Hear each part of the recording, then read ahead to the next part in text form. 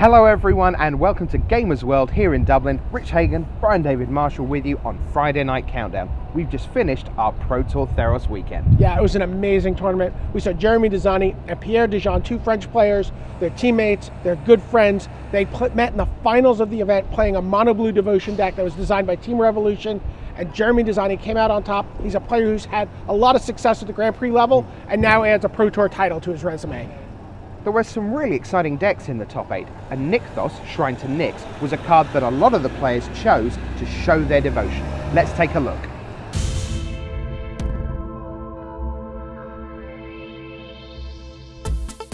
The French-dominated Team Revolution brought mono blue devotion to battle, and it was good.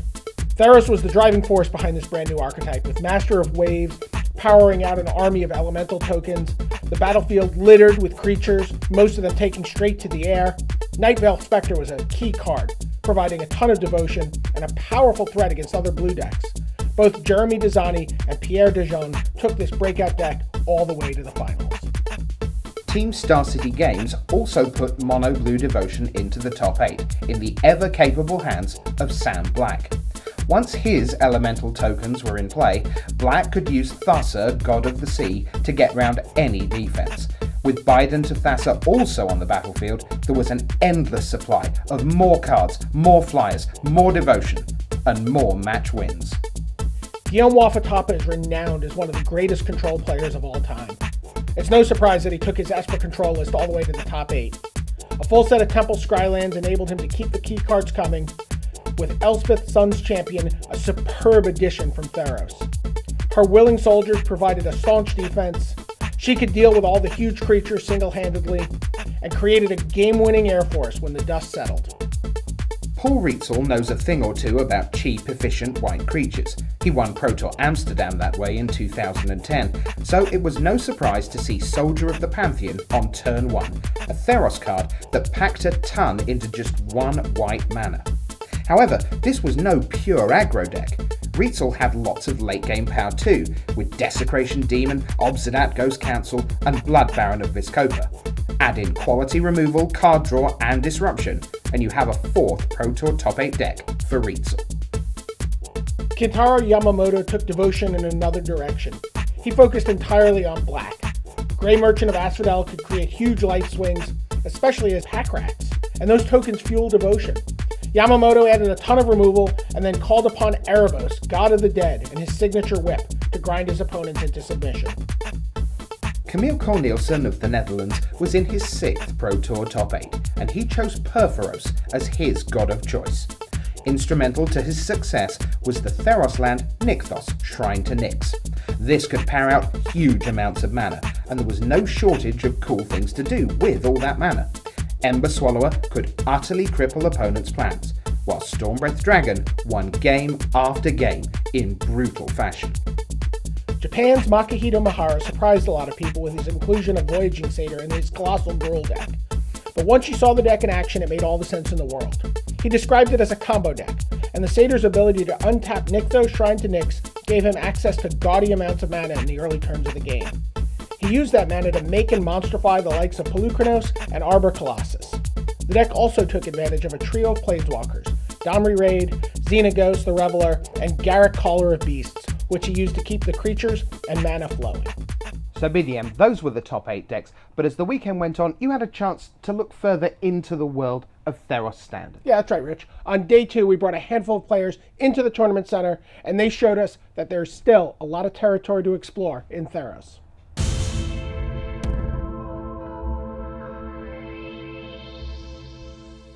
The Slovak Republic's Matej Zatlkaj played the Blue Danube, another take on mono blue devotion. Now they chose to avoid Nykthos Shrine to Nyx, but blue mana intensive cards like Frostburn Weird and Nightveil Spectre allowed Thassa, God of the Sea and Master of Waves to dominate the board thanks to their devotion to blue. Their deck also featured the unexpected Claustrophobia and sideboarded Domestication to disrupt the devotion of their opponents in the mirror match. Lukas Jaklovsky of the Czech Republic came to Pro Tour Theros with a black-red monstrosity that featured Desecration Demon and the newly hatched Stormbreath Dragon as its only creatures. Everything else in the deck was dedicated to 2 simple tasks. kill all the opponent's creatures with targeted removal like Hero's Downfall, and dismantle their hand with Thoughtseize and Rakdos Return. It may not have been a style of deck that Joklowski was particularly comfortable with, but it still carried him to a top 16 finish. While many players chose single-color strategies, Pro Tour San Diego champion Jake Van Lunen found a way to make the mana work in a deck that played both Elspeth Sun's Champion and the black-green Reaper of the Wilds. Within those three colours, he found hand disruption, board control, and spot creature removal. Once he established himself behind Reaper of the Wilds, he could play the scrying game, with each creature removal digging him one card closer to the next removal spell. First-timer Michael Derzo was perfect in Standard on day one of Pro Tour Theros, playing a green-white deck that relied on piling auras onto a menagerie of creatures, from Fleecemane Lion and Advent of the Worm to the hexproof color hoser Witchstalker. Sometimes his auras were even able to multitask, giving him the option to play Boon Satyr as a creature or as an instant speed combat trick. Once his creatures were big and troublesome, he could send them over the top as flying double strikers, thanks to a Johnny Caller of the Pride.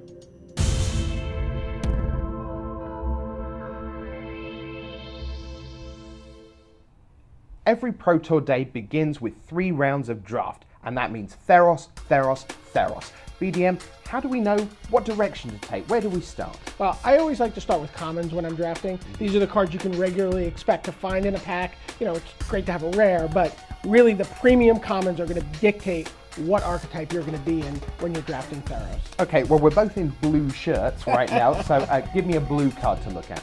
You know, Voyage's End is kind of deceptively simple. This is a card that lets you, for just 2 mana, you know, your opponent sinks 7 or 8 mana into some green or red creature to make it monstrous and have this powerful game-changing effect. And for just 2 mana, you return it to their hand, you counter the ability, you set them 2 turns back. Oh yeah, and you get to scry for 1. Pretty outstanding. Now, sometimes you can do some really cheeky things with cards like that as well. For example, Grey Merchant of Asphodel in black. It's 2/4, but it's really the ability that's exciting, because you get to drain the life of your opponent. And if you get to do that twice, either with a Voyage's End or maybe something like a Rescue from the Underworld, you're so far ahead. It's a terrific card. So BDM, what about red? When I'm playing red, I like to set things on fire. I want to be able to remove creatures, especially in this set where the heroic creatures can get out of hand so quickly. Lightning Strike is cheap and it is efficient and it gets the job done. It certainly does. One of the interesting things about the set is a lot of players are trying to spend 4, 5, 6 mana on creatures and then maybe 7 or 8 mana to make them monstrous.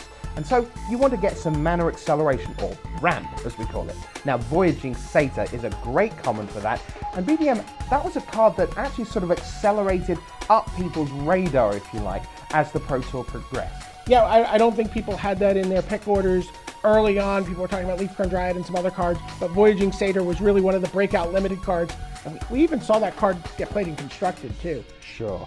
Now, no prizes for guessing. Let's go to your favourite card in the whole format. It's white. What is it? There's no card I want to open as a common more than Wingseed Rider. I love the heroic deck. I like all the different directions you can go with it. You can be white-red. You can be white-black. You can be white-green. But of course, really what you want to be is blue-white. Now, Sam Black, who made the top 8 of the Pro Tour, he went 3-0 with a blue-white heroic deck. And he came into the tournament centre to show us how that deck got built.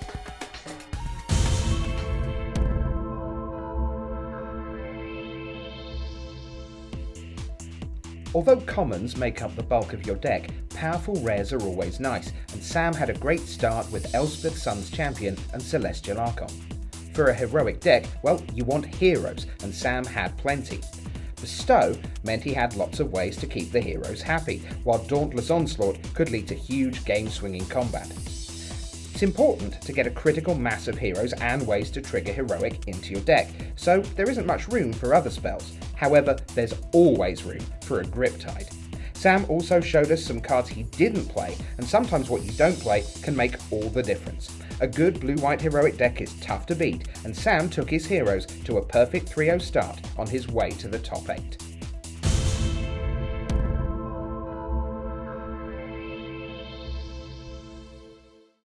Now it's time on Friday Night Countdown for our milestone moment, and no prizes for guessing. It was, of course, the Hall of Fame induction ceremony. Pro Tour historian Brian David-Marshall with me here. BDM, let's look at the 3 members who are now in the Hall of Fame. Let's start with Ben Stark. Pro Tour Paris champion Ben Stark is known as a limited master, someone who teaches Team Channel Fireball how to draft. But it's worth noting that 3 of his 4 career Pro Tour top 8s came playing constructed decks. 2011 Pro Tour Paris champion, of course. And you said, oh, he teaches Channel Fireball to draft. He teaches Channel Fireball to draft. They're one of the best teams ever. And he's still their go-to guy. That says an awful lot about Ben S. Tell me about Billy Jensen.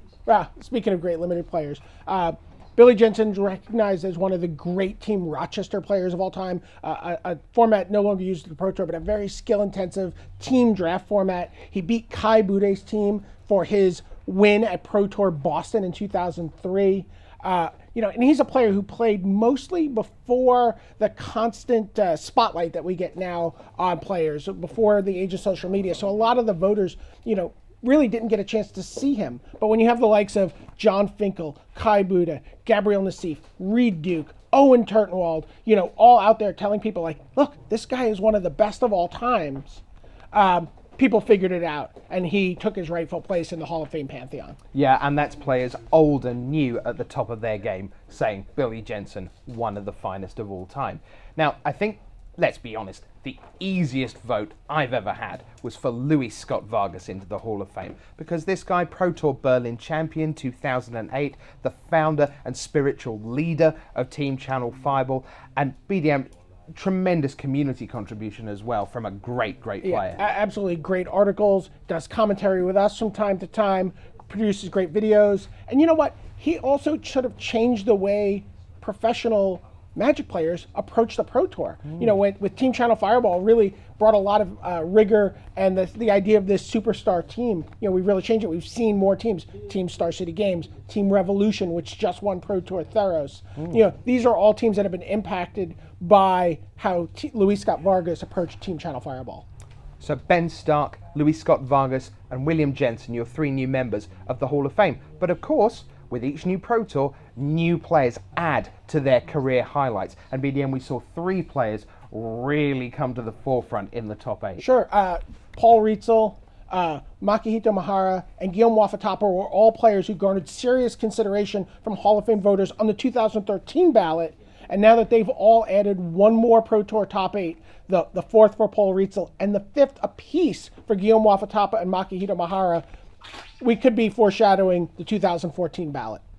Who will be adding to their career stories and highlights? Who will be the next heroes? Join us for Born of the Gods in Valencia in February 2014. But for now, from Gamers World here in Dublin for Brian David-Marshall on Friday Night Countdown, I'm your host Rich Hagon, saying bye.